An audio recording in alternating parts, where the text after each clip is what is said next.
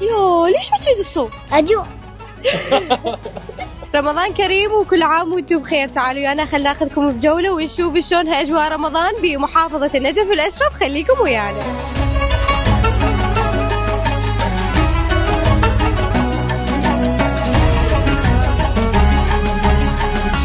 السلام عليكم. وعليكم السلام، يا اهلا وسهلا. من وين انتم؟ من سوريا.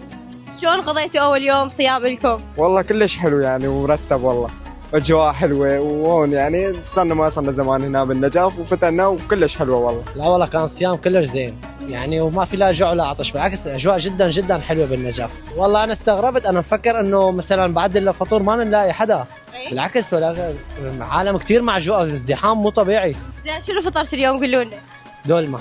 انا اجيت على العراق كرمال الدولمه، والله انا كنت بإيران، صدق كنت بإيران بدأتها، فجيت لهون يعني منه زياره وتفتيل، بس جيت يعني حصريا مشان اكل الدولمه. اجواء حلوه خاصه بالنجف، مجمع الشراء، يعني اجواء كلش حلوه. زين احكي لي شلون اليوم بما انه بدايه رمضان، جوع عطش؟ لا جوع ولا عطش، هاي اثنيناتهم لان نايم خلصه.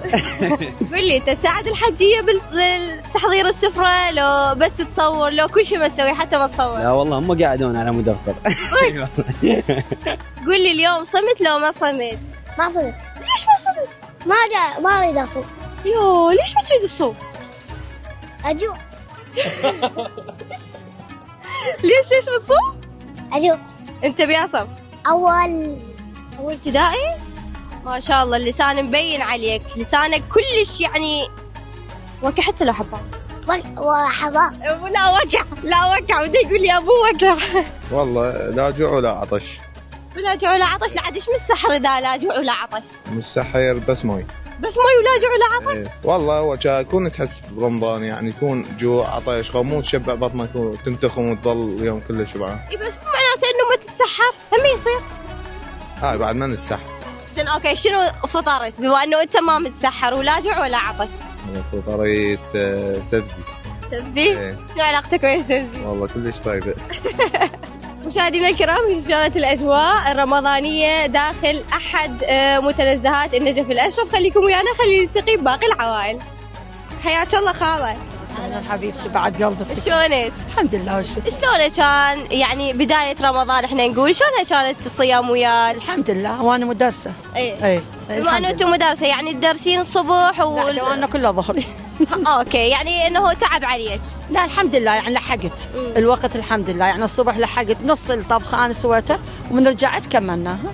الحمد لله. لا زينه اليوم زينه يعني، حتى الصوم ما حسينا به. يقولون يعني دائما الامهات بدايه رمضان السفره ممليه، بعدين تبدي تتلاشى اخر شيء تبغى بس الشوربه، تبقى الاخير يوم هي نفس الشيء. بما انه هسه غششتني خالتي والحجه وحدكم، شلون فطرتوا اليوم؟